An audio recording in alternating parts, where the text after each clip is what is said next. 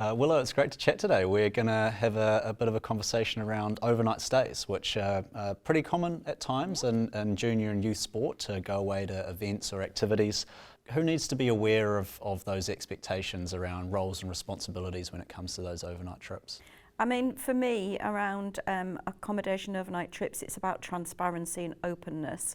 It's letting parents know the details of people, the children know as well, and also the people who are actually accompanying children, what's expected of them, and make sure that their contact details are shared, make sure those contact details are up to date. All those types of things, the paperwork aspect of it and the administration is kept up to date, because it can really make a difference to a situation being an enjoyable experience for everyone, or a situation where it can start to get quite stressful as well. We talk a lot about making sure that these experiences are safe and positive for the children, but it's also really about the adults that are going away and making sure they've got the skills and the support to make sure that they know what to do in these situations as well.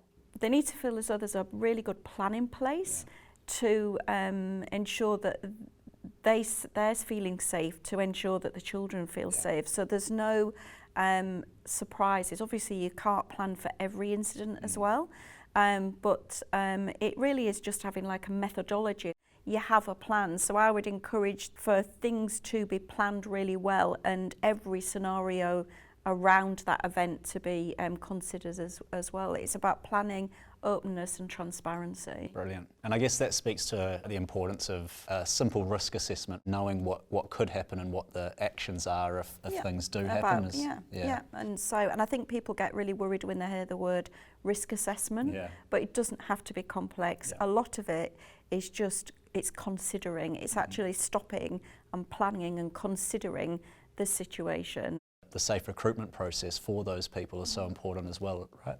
Yeah, it is. It's just making sure that people understand their roles and they understand their responsibility. They're in a position of trust, and with that position of trust comes an accountability as well. To get a little bit specific around sleeping arrangements, what are some minimum standards you'd expect for those sleeping arrangements to be safe and appropriate? To me, it's a no-brainer that adults should not be sharing a room with children. Making sure that the accommodation is gender specific, communicating what the plan is, so that if there is an anomaly that actually is outside the plan, then that's a flag so people can see that there is something that is a concern. I would be really encouraging children to be involved in this, so that they are aware of what's expected of them and what is expected of the adults around them as well, so they can actually highlight if there are any breaking of the code of conduct. Really communicating what the expectations are, so everybody understands.